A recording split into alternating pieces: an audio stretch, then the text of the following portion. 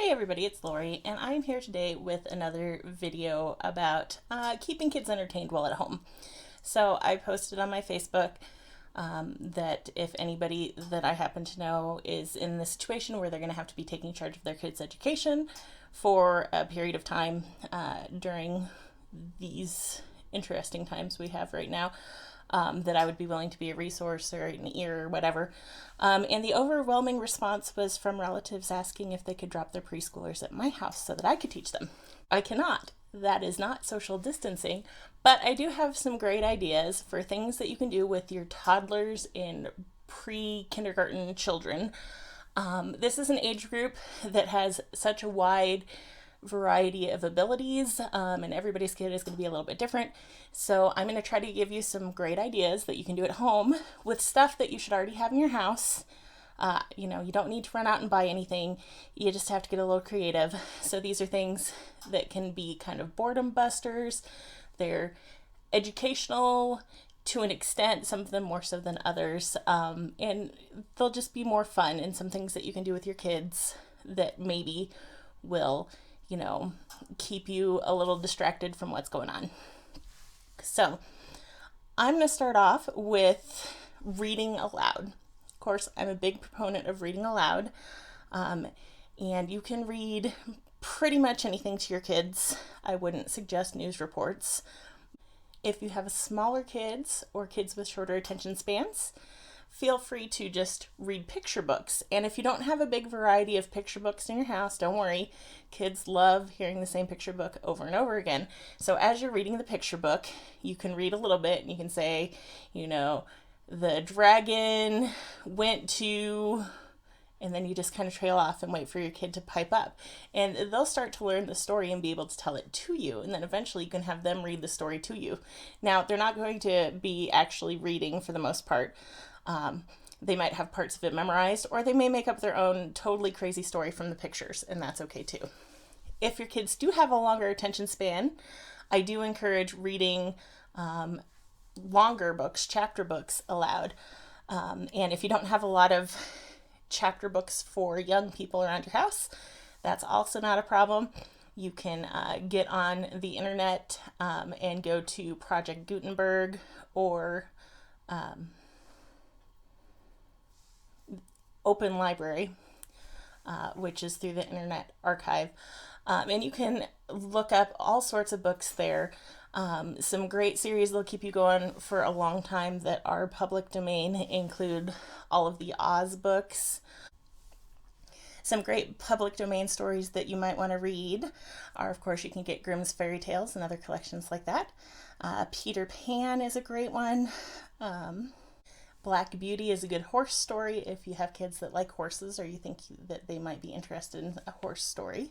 Heidi is a really cute story, kind of depressing, so may not be the best one, but I do think it's a nice read aloud story as well. The Jungle Book and the Second Jungle Book, The Merry Adventures of Robin Hood, and The Secret Garden are just a few of the suggestions I have. If you have any sort of e-reader, it's very easy to download these books to your e-reader. If you don't, if you have a tablet, that would work. You could even read from a computer. It's probably a little easier to not have to read from a computer, but if it's what you've got, it's what you've got. In fact, this is my 10-year-old Kindle, and I have books organized into collections on here, and I have 66 children's classics available on here, so anytime we needed something, it would be on here. And that doesn't include things like the Oz books. There's so many of those that they're in their own folder. So reading aloud is great. If your kids don't sit still well, that's okay. They can color or play with Legos or do anything that they can be relatively quiet while doing. So if your kids battle with Legos, maybe Legos aren't the best option. But they can play with Play-Doh at the table, color, draw pictures, roll around on the floor. It really doesn't matter. They're actually paying more attention than you think. Okay, moving into some other activities that are great for motor skills, particularly fine motor skills. One of the favorite things that would always keep Charlotte occupied when she was little and I was teaching Eva was scissors.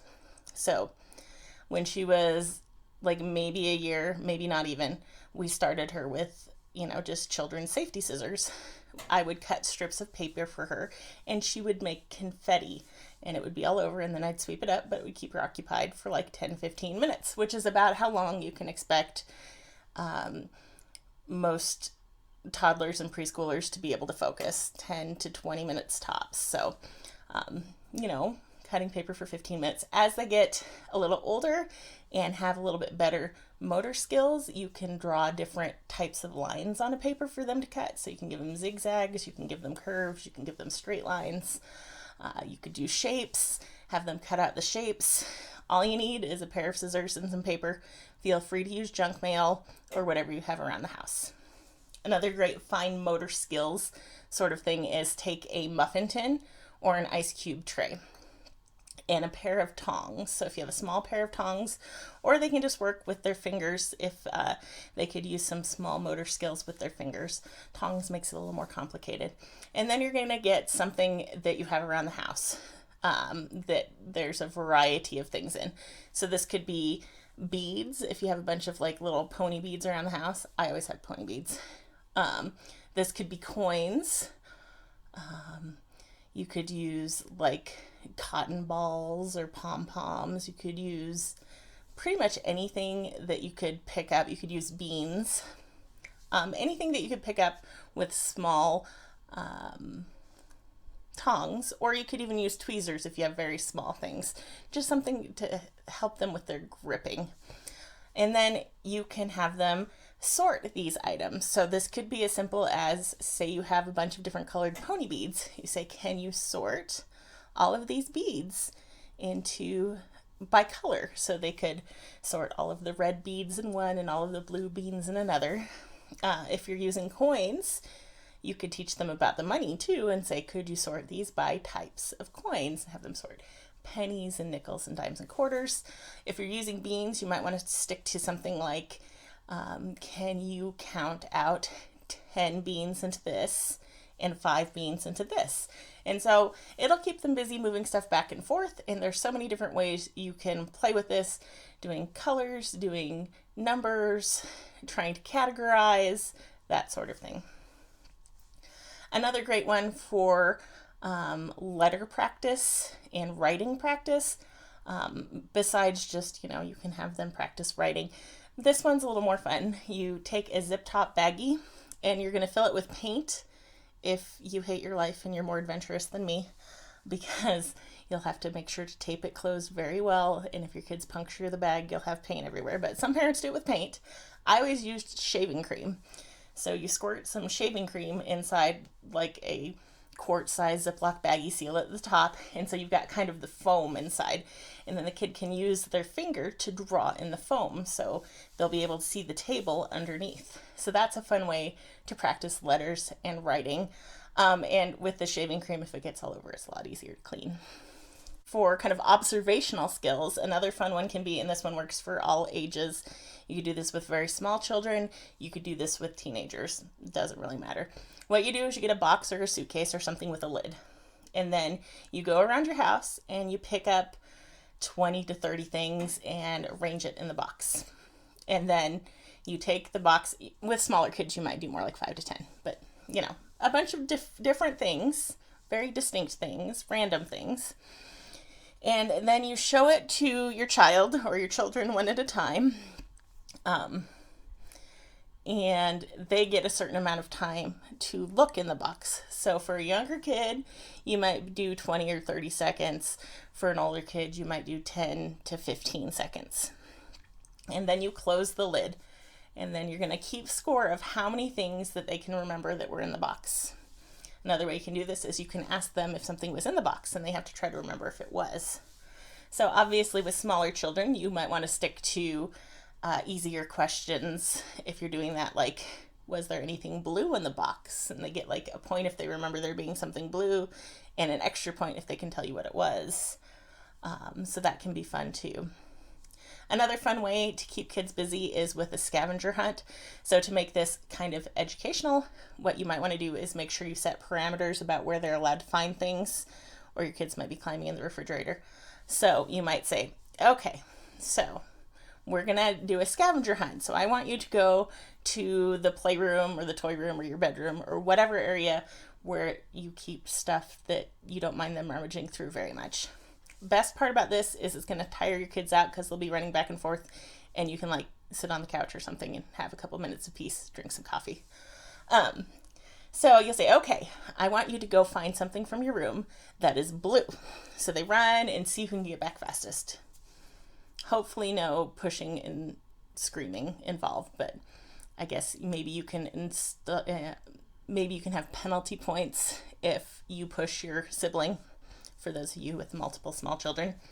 And so they bring it back and you're like, okay, great, good job. And if they got the right thing, if not, you can be like, oh, this one's not blue. Let's go back and look for something blue. Give them a couple tries. Then you can get a little more complicated. You could do, I want you to find something that starts with a letter, and you can pick a letter and see what they bring you. You could combine things. I would like, can you find me something that is square and green? And then you can also work on or. You can say, can you find me something that's square or green? And then they could bring either or. Just so they learn those words, because, and or are things they're going to have to know in life. And it's not something that's super concrete to small children. In the department of art, my kids are extremely arty and always have been. There's always Play-Doh. Play-Doh is great to play with. You can give cookie cutters, you can give plastic utensils, pizza cutters with supervision, that sort of thing. If you don't have Play-Doh, the good news is it's very easy to make Play-Doh at home. Just Google Play-Doh recipes. They tend to be like flour, salt, water, and oil, I think, for the most part. It's very easy to make, and hopefully you have those ingredients on hand. If you don't have those ingredients on hand, you might look into substitutes for Play-Doh, because there might be more recipes out there with some things that you do have on hand. If you have paints on hand, painting is a great way to let your kids be creative. So there's always finger painting. So that's a good first step. And if you don't have any paints, it is pretty easy to make finger paints at home as well. I think they do need to be refrigerated, however, so just Google homemade finger paints. But if you want to take it a step further, my kids always, to this day, loved splatter painting. So you give them a toothbrush, you dip the toothbrush into the paint, and you splatter it on your paper. Obviously, you might either want to take this outside if it's nice enough, or very carefully cover everything in the area of the paint splattering. Another fun art project is taking different things and using them to paint. So like you could take a feather or a beaded necklace or a Q-tip or a cotton ball, just different things to find out what that looks like when you paint with it. Another category that can be fun is science projects. And there's so many great science projects that you can do at home with things you have on hand. My family's favorite science project, pretty much that we've done multiple times, is making oobleck. So oobleck is cornstarch and water. And what's very interesting about it is that when you have it in motion, it functions as a solid. And then if it stops moving, it becomes a liquid. And if you slap it, it feels solid. It's just it's interesting stuff, and it's super fun to play with. So if you happen to have a lot of cornstarch on hand, which sometimes we do, I don't know what happens. I think I need cornstarch and I buy like 3 boxes. That can be a great one. If you have vinegar and baking soda, there's lots of fun different reactions that you can do with those. You could build a volcano and make the volcano have an eruption. But if you just go on to Google again, Google is your friend, and type in science experiments with fill in the blank. Like, for instance, for some reason, a while back, I bought a box of borax. Why I bought this box of borax, I do not know, but I've had this box of borax sitting around, so you can Google science experiments using borax, or science experiments using vinegar, or whatever you have to have, science experiments using salt. And do some fun science experiments with your kids. They can be simple. Some of them are kind of messy. Some of them you might want to take outside, but your kids will remember how much fun it was doing the science experiments with Mom when everybody was cooped up at home. And let's face the facts that kids who are little now are not going to remember all of the drama and craziness that us adults are going to remember about this time. They're just going to remember that there was a time when they got to spend all this extra time with Mom or Dad or whoever's taking care of them, and they got to do cool stuff. So let's try to make it cool for the small children. Let's try to make it cool for our kids by doing neat things with our kids while we're kind of cooped up inside. So I hope this helps. Please let me know in the comments below if you have other ideas. That way other people who see this video can get your ideas as well. And if you would like ideas for a particular age group for how to keep them busy and occupied and being educated yet still entertained at the same time, just let me know what age group you'd like to see next, because I probably could come up with more ideas for this age group. We just recently did a video with my girls about apps and websites that they really like, but they're like junior high, high school age now. I could do more with that age for things not on the computer, because there's nothing wrong with using some technology, but we all should make sure we're taking a break from it as well. So anyway, thanks so much for watching. I guess I'll see you in the next video. Bye.